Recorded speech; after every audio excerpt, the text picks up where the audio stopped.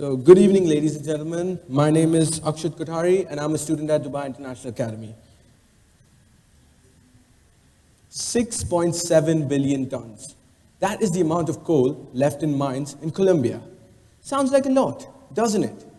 But when the annual consumption of coal merely in the USA is 7,830 million tons, we don't have that much left. See, reformation in the way the world uses its non-renewable sources is long overdue. We have come to a point in time where the safe extraction of fossil fuels has far exceeded our energy uses. I think it's time for a change that'll make our energy needs renewable, one step at a time. Now I want all of you here to imagine a spring. Now imagine, every time I expand and contract the spring, I'm able to generate electricity. No, this is not the next plot for a Christopher Nolan movie, as much as I'd like it to be. I'm talking about the very real and existing form behind piezoelectricity. Piezoelectricity is found all around us in many, many different forms. Piezoelectric materials are found as symmetrical crystals, and when the atom arrangement for these crystals is disarranged due to mechanical stress, they produce a small energy to bring back to their original shape.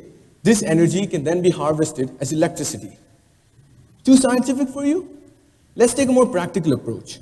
If you've ever used a lighter, what do you think actually happens when you press the button to light the flame? In reality, the button acts as a hammer that hits, or in our case, compresses the piezoelectric crystal to produce a small spark. This spark is then caught by the gas and produced as a flame.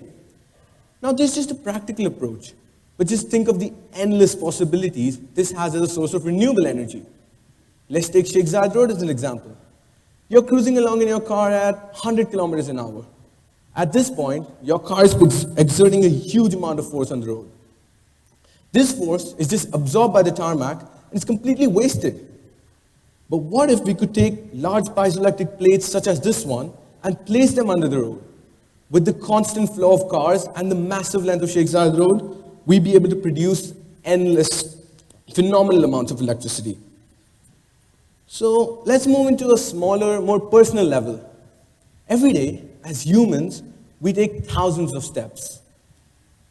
My activity monitor shows just yesterday, I took a total of 8,784 steps. Now with every step, we exert the amount of our body weight onto the ground. This force is just absorbed by the ground and is lost to the environment. But what if we could harness this force? What if we could take this wasted kinetic energy and convert it to useful electrical energy? Well, ladies and gentlemen, this is all possible with the help of piezoelectricity. So I came up with an idea of installing small piezoelectric crystals into the sole of your shoe. This way, every step can be converted into electricity.